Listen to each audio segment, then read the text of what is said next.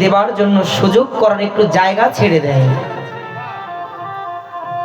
মহাজনগণ বললেন, তুমি যদি এই জগতে কারো জন্য, কাউকে হরি কথা শুনবার জন্য সুযোগ করে তুমি বিন্দু মাত্র একটু ভূমিকে পরিত্যাগ করে দাও, তোমার ওই ন্যূনতম ত্যাগ কি হবে জানো?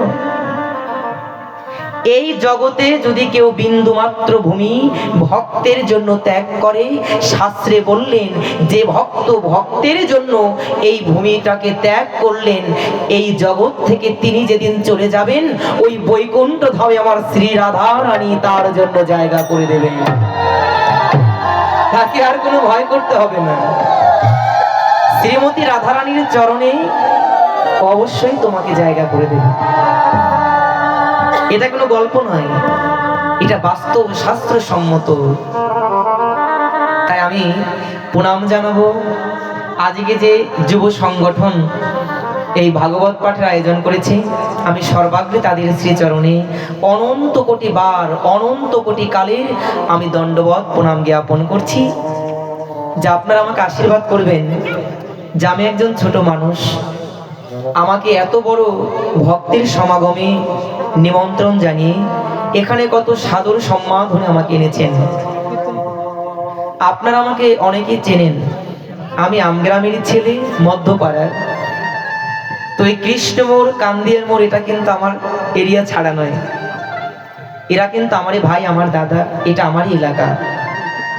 তো সত্যিকার এরা যে বৈকুণ্ঠ ধামে স্থান পাবে এটা জেনেই আমি ধন্য। আমি গোবিন্দের চরণ পাইব না পাই তাতে কোনো দুঃখ নাই। সত্যি হৃদয় থেকে আজকে আমার বলতে ইচ্ছে হচ্ছে, হে রাধারানী, যারা তোমার অমৃত কথা আস্বাদনের জন্য এমন খোলা মাঠে ভক্তের অঙ্গে ছায়া দেওয়ার জন্য ছাউনি দিয়েছেন, আসন দিয়েছেন, এদেরও জীবনে বেলার অন্তিম কালে তুমি তোমার নিজের আঁচলের তলে করে তোমার সেই শ্রীচরণ তলে তুমি নিয়ে যেও। আর আজকে এই ভক্তদের জন্য সবাই আশীর্বাদ করবেন। এরা যুব সমাজ, এদের কাছ থেকে আমাদের শিক্ষা অনেক। বর্তমানে দেখা যায় যুব সমাজ অনেক আনন্দ উল্লাসের আয়োজন করে, কিন্তু এদের প্রতি শ্রীমতী রাধারানীর করুণা হয়েছে বলে আজকে ভাগবত পাঠের আয়োজন এরা করেছে।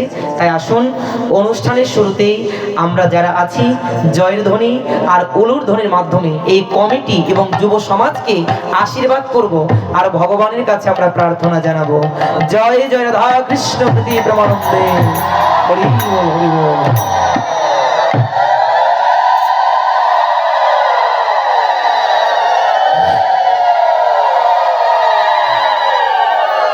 শুধু ভক্তমণ্ডলী, মায়েরা, আপনাদের কাছে অনুরোধ, আপনারা যখন অনুরোধনী করবেন একবার করবেন। কেন কি হয়, তিনবার করতে গেলে পরে ওই রসভঙ্গ হয়ে যায়। একবার করবেন, ভাগবত একবার করলেই হয়। তো এখানে শ্রী শ্রী রাধা গোবিন্দ ও ৯ মহামানব এবং শ্রী নরোত্তম ব্রজবাসী গোস্বামীর ভোগরাগ উপলক্ষে শ্রীমদ্ ভাগবত পাঠ ও ৩ দিন ব্যাপী কবিগানের আয়োজন করেছেন। তো আপনারা সকলে কিন্তু আমার থেকে ভালোভাবে চেনেন শ্রী শ্রী নরোত্তম ব্রজবাসী গোস্বামী, যার আশ্রম হচ্ছে কমলাপুরে। তো আজকে তাদেরই শিষ্য শাবক এই অনুষ্ঠানের আয়োজন করেছে এবং এই 4 দিন অনুষ্ঠানের পরে ভোগরাগের অনুষ্ঠানের আয়োজন করেছেন। তো আজকে এটি হচ্ছে গুরুদেবের উপলক্ষে এই পাঠ এবং এই কবিগান। তো আমি চেষ্টা করব আজকে ভাগবতের প্রথম এবং শেষ রজনী, কেন একদিনের ভাগবত কথায় সবকিছু বলে ওটা আমাদের মনোপুত হয়তো আমাদের সেই তৃপ্ত অবস্থায় আমরা নিয়ে যেতে পারবো না। তদুপরি চেষ্টা করছি আপনাদের চরণ ধুলিকে মস্তকে নিয়ে আজকের এই হরি কথা আরম্ভ করতে। তাই আমার মায়েরা যারা আছেন মাথার অবগুণ্ঠনটা টেনে বসেন। ভগবানের কথা শুনতে হলে পরে মস্তকের কাপড় টেনে দিতে হয়, এটা মনে হয় আপনাদের না জানা নয়। আপনারা যেহেতু বাবা একশর শ্রী শ্রী গোপীনাথ দাস ব্রহ্মচারীর আলোচনাগুলো আপনারা শ্রবণ করেন, এগুলো আমাদের শিখতে হবে মা। আমি আপনাদের ছেলে, আমি শেখাতে পারবো না, তবে আমার মায়েদের কেউ খারাপ বলে এটাও আমি মেনে নিতে পারবো না, নাকি? তো আসুন, এত সময় আপনারা মঙ্গলাচরণ করেছেন, আমরা মঙ্গলাচরণের মাধ্যমে সেই গোবিন্দকে আমরা আহ্বান করেছি। ভগবান এই জগতের বুকে তিনি প্রকট হন, শুধু দু একবার নয়, তিনি ক্ষণে ক্ষণে পলে পলে এই জগতের বুকে অবতীর্ণ হন। তাই গীতার পাতায় আপনারা যে শ্লোকটি সকলেরই মুখস্থ, যদা যদা হি ধর্মস্য গ্লানি, ভগবান বলেছেন যখনই যখনই অধর্মের মাত্রা বেড়ে যাবে, সাধুদের জীবনে দুর্দিন নেমে আসবে, আমি তখনই এই ধর্মকে নতুন করে সংস্কার করতে, সাধুদের পরিত্রাণ করতে আমি গোলক ছেড়ে গিয়ে নেমে আসবো গোলকের গায়ে। ভগবান কিন্তু হাতে গুনে কয়েকবারের কথা বলেননি। বলেছেন কি? বলেননি। ভগবান বলেছেন যখনই এই জগতে ভক্তের আমাকে প্রয়োজন হবে, আমি তখনই উপস্থিত হব। তাই আমার গৌরহরিও বলেছেন, যেখানে ভক্তগণ আসেন সেখানে আমার রাধা মাধব আসেন, যেখানে ভক্তগণ হাসেন সেখানে আমার মহাপ্রভু আনন্দে নাচেন, আর যেখানে ভক্তবৃন্দ রাধা মাধবের ধ্বনি করে, মায়ের অরুর ধ্বনি করে, আমার মহাপ্রভু অজানে লম্বিত বাহু প্রসারিত করে তিনি ভক্ত মাঝে আনন্দ করতে থাকেন। নিতাই গৌর হরি বল।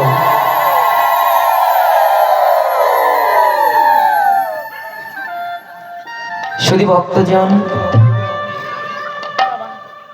আমাদের ভাগবতে বলেছেন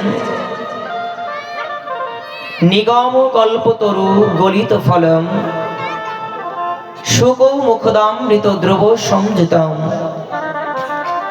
পিবত ভাগবত রসমালয়ম মুহুরুহ রসিকা ভুবি ভাবুকা।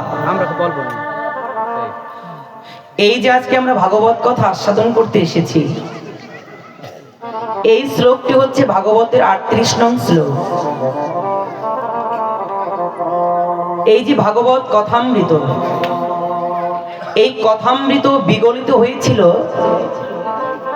শুক গোস্বামীর শ্রী বদন থেকে, যাকে শুক পাখির সঙ্গে তুলনা করেছেন। কেন? যত প্রকারের কণ্ঠ আছে, যত প্রকারের আওয়াজ আছে, শুক পাখির কণ্ঠের মতন এত সুন্দর কণ্ঠ পৃথিবীতে নেই। অপরাধ ক্ষমা করবেন, কৃষ্ণ কথা, গৌর কথা, এই আমার মতন অনেক কথাই আমরা বলতে পারি, কিন্তু বলুন তো কতজনের কথায় সে প্রেম ভক্তিটা আমাদের আসে? যদি নিজে প্রেম দিয়ে না বলতে পারি, নিজের এই প্রেমবিহীন রসবিহীন কোনো কথায় আমি জগতেও কাউকে প্রেম দিতে পারবো না। এই কণ্ঠ, এই আওয়াজ, এই ধ্বনি, এই কণ্ঠ এবং এই আওয়াজ এবং এই ধ্বনি বড় সাধনার ধন, যেটা গৌরহরি, যেটা রাধা মাধব হয়তো সবার ভাগ্যে লেখে না, আমিও পাইনি। শুধু চেষ্টা মাত্র করি যে দেখি আমি বৈষ্ণব বদনে শ্রবণ করেছি, মুকং করতি বাচালাং পঙ্গুং লঙ্ঘয়তে গিরিং যত কৃপা তমহম বন্দে পরমানন্দ মাধবম। জগতের বুকে কেউ যদি অন্ধ হয়, কারো যদি কর্ণ বধির হয়, কেউ যদি তার রসনা দিয়ে কোনো শব্দকে উচ্চারণ করতে না পারে, কেউ যদি তার চরণ দিয়ে চলতে না পারে, যদি সেই অধম ব্যক্তির প্রতি সাধুগুরু বৈষ্ণব মহাজনের যদি অযাচিত কৃপা হয়, আমি শুনেছি যদি কোনো অন্ধের প্রতি আপনাদের মতন বৈষ্ণবের কৃপা করুণা হয়, ওই বৈষ্ণবের অযাচিত কৃপায় অন্ধ নাকি একদিন তার নয়নে আলো ফিরে পায়। যদি কেউ পঙ্গু হয়, যদি আপনাদের মতন এমন সাধুগুরু বৈষ্ণবের করুণা কৃপা কারো প্রতি হয়, অবশ্যই সে একদিন তার চরণে শক্তি পেয়ে সেও নাকি বিশাল নামের গিরি লঙ্ঘন করতে পারে। শাস্ত্রে বললেন, কি বলেছেন জানেন? প্রভাতের স্পর্শে যদি কলিটা ফুল হয়ে ফুটতে পারে, যদি তোমার বদনে কোনো কথাও বলার শক্তি না থাকে, যদি তোমার জীবনে কোনো বৈষ্ণবীর করুণা হয়, কি হবে জানো? যদি তুমি বোবাও হও, যদি তোমার জীবনে কোনো বৈষ্ণবীর পরশ লাগে, তুমি জানবে, তুমি বুঝতে পারবে, দেখবে সেদিন তুমি আর বোবা থাকবে না। তোমার আড়ষ্ট রসনা সেদিন পূর্ণ হয়ে তোমার ওই রসনায় তুমিও সেদিন নিতাই গৌর হরিবল বলতে পারবে, তুমিও সেদিন মধুমাখা কৃষ্ণ নাম করতে পারবে, শুধুমাত্র বৈষ্ণব কৃপা। সুখদেব গোস্বামী যখন এই কৃষ্ণ কথা আস্বাদন করাতে বসেছেন, মা, আজকে হয়তো অনেকে কষ্ট পাবেন আপনারা কথাগুলো বললে, কিন্তু শাস্ত্রের কথা তো শুধু কথা নয়, এটি আমাদের জীবনের চরম শিক্ষা। ভাগবত খুললে দেখতে পাবেন, আমি একটু দেখাচ্ছি আপনাদের।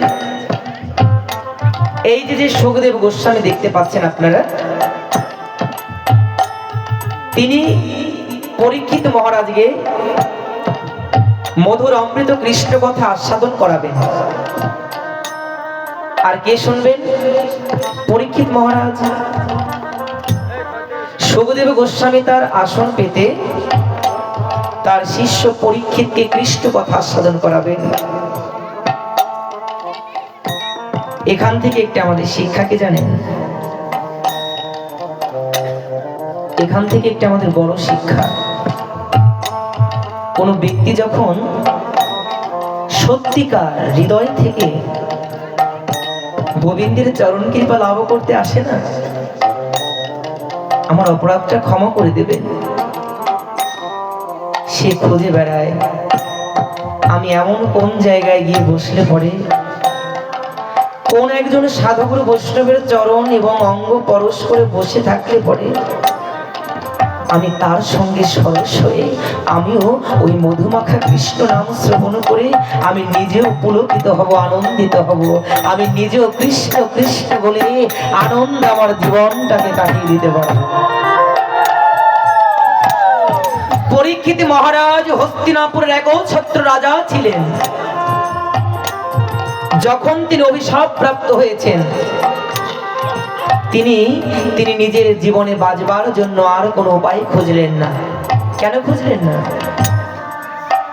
পরীক্ষিত মহারাজ বিশ্ব ব্রহ্মাণ্ডকে একটি কথাই জানাতে চেয়েছেন, শোনো, আজকে আমি যেমন অভিশাপ প্রাপ্ত হয়েছি, তোমরাও অভিশাপ প্রাপ্ত। কেন?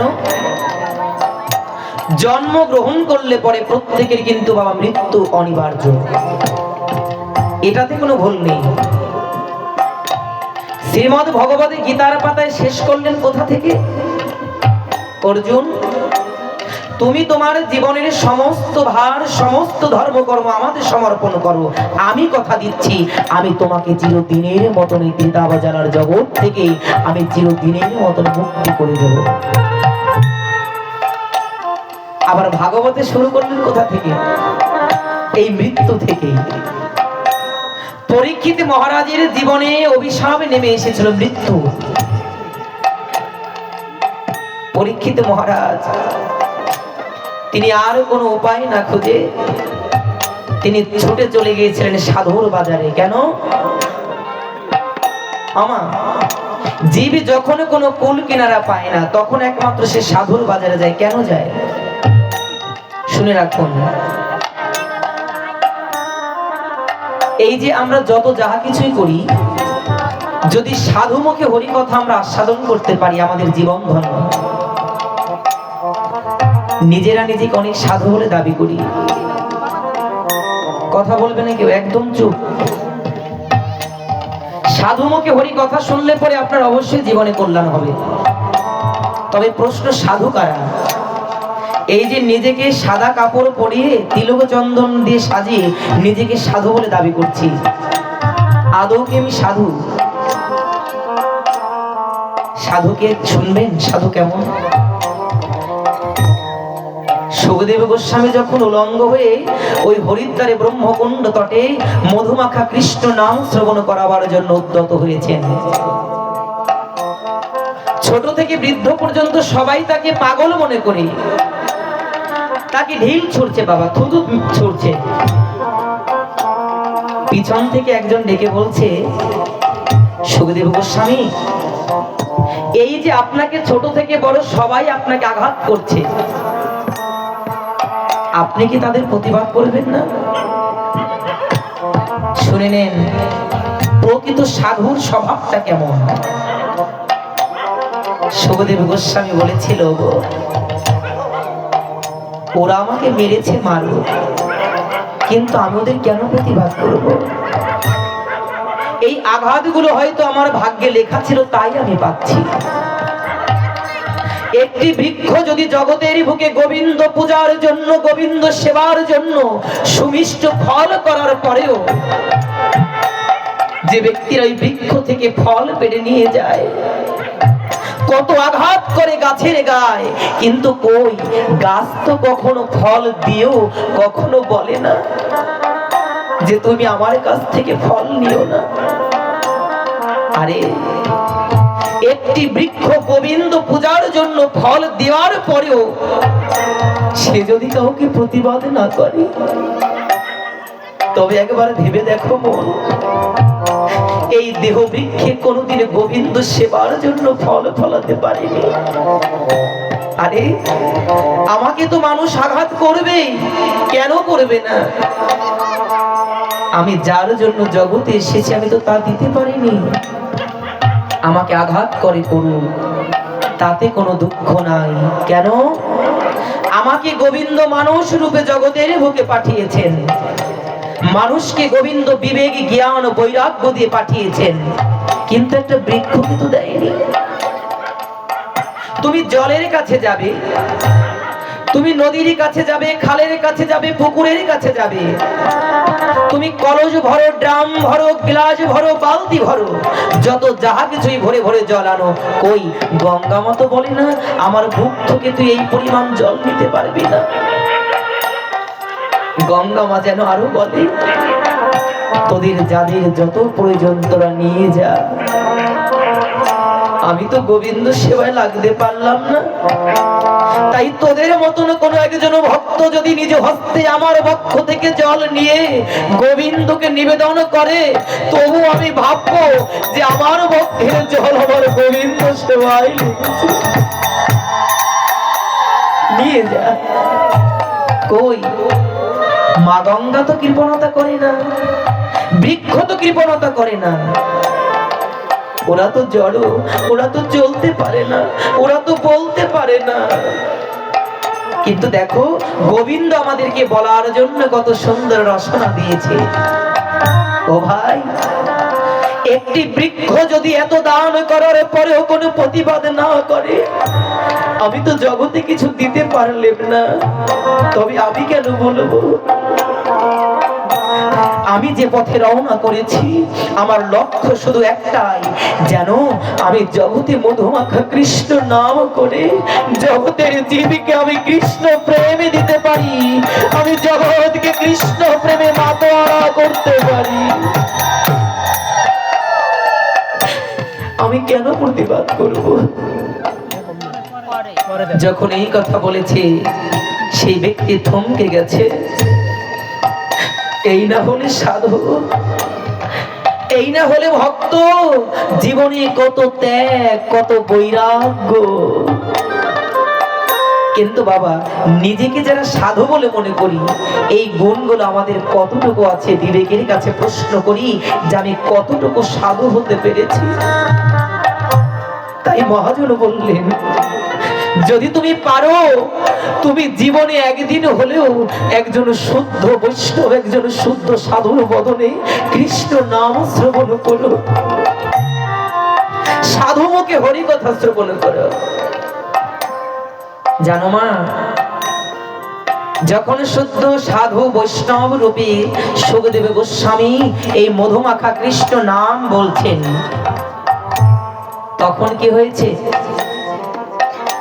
এই যে আমরা মানব জাতি দেখতে পাচ্ছি, শুধু এরাই নয়, ওই স্বর্গের দেব দেবতাগণ লালায়িত হয়েছে যেন সুখদেব গোস্বামীর বদন থেকে একটু কৃষ্ণ নাম তারা শুনতে পারে। লালায়িত হতে হবে কৃষ্ণ নাম শ্রবণ করার জন্য। কেন জানো? ওই যে বলে, লোভে পাপ, পাপে মৃত্যু।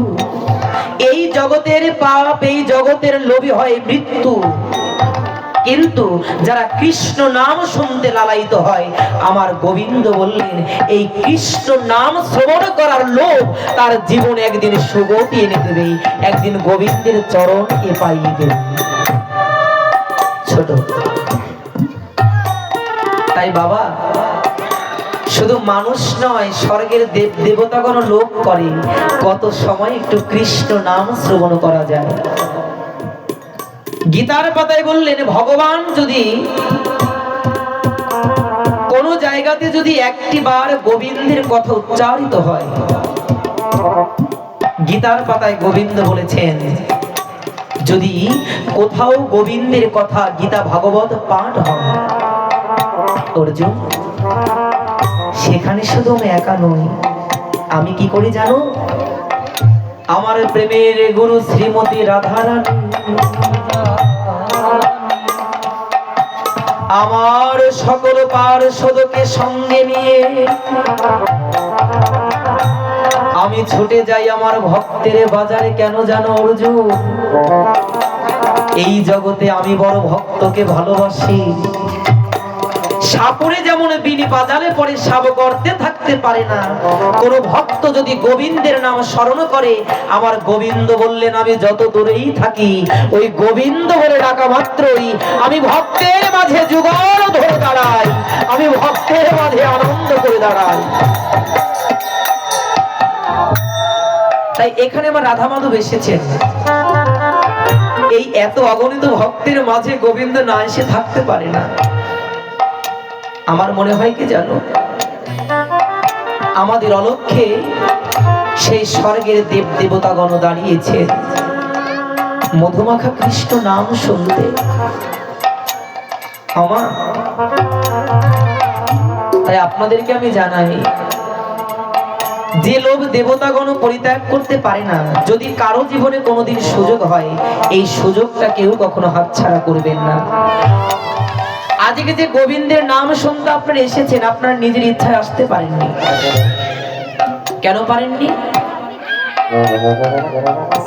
এই হরিনাম শুনতে আসার পূর্বে হয়তো আমাদের অনেক বিপদ হতে পারত, কারো ঘরে আগুন লেগে যেতে পারত, কারো পুত্র বিয়োগ হতে পারত, কিন্তু হয়নি, আর হবেও না। যারা গোবিন্দের নামের পিছনে ছোটে, আমার গোবিন্দ তার পিছনে ছোটে।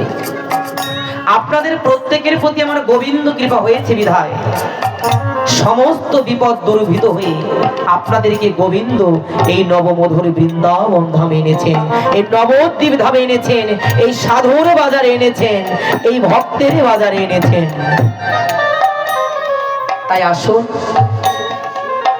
যেখানে ভগবান এসেছেন, যেখানে গৌর হরি এসেছেন, যেখানে ভক্তবৃন্দ এসেছেন, আমরা আর বিলম্ব না করে আমরা গৌরীর গলদেশে, রাধা মাধবের গলদেশে মাল্যদান করে আমরা পৌঁছে যাব সেই ভক্ত ভগবান গুরু মহিমার সেই মধুর অমৃত লীলা কথায়। তাই শুধু ভক্তজন